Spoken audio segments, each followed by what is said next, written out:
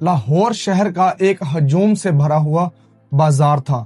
گرمیوں کی تیز دھوپ، شور اور اسی بازار میں ایک بھاگتی ہوئی ماں، ہاتھ میں اپنے بیٹے کا ہاتھ جس کی عمر تھی صرف اور صرف 6 سال۔ ماں کے چہرے پر مایوسی اور لبوں پر ایک ہی فریاد، میرا بیٹا بیمار ہے۔ وہ عورت نہ تو کسی ہسپتال پہنچی اور نہ ہی کسی دواخانے پر۔ وہ پہنچی ایک تنگ گلی میں ایک بزرگ کے پاس، جہاں صرف دھواں تھا، تعویذ تھے اور امید کے نام پر سودا تھا۔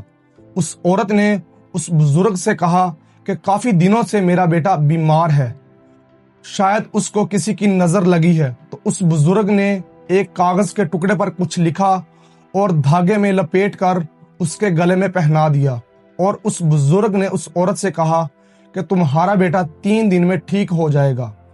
تو اس عورت نے اس بزرگ سے پوچھا کہ اس تعویذ کی قیمت کیا ہے؟ تو آگے سے جواب ملا، صرف اور صرف 5,000 روپے۔ دوستو، سوال یہ نہیں کہ تعویذ کی قیمت صرف اور صرف 5,000 روپے تھی۔ اصل سوال تو یہ ہے، کیا دھاگوں یا تعویذوں سے انسان کی زندگی بدلی جا سکتی ہے، یا ہم اپنی کمزوری، مجبوری اور خوف کو دھوکوں سے خرید لیتے ہیں؟ یاد رکھیں، شفا دھاگوں میں نہیں، شفا اللہ کے حکم میں ہے، صحیح علاج میں ہے اور سچی دعا میں ہے۔ فرض کریں اگر آپ کی زندگی میں کوئی مسئلہ پیش آئے تو آپ کس پر یقین کریں گے، حقیقت پر یا وہم پر؟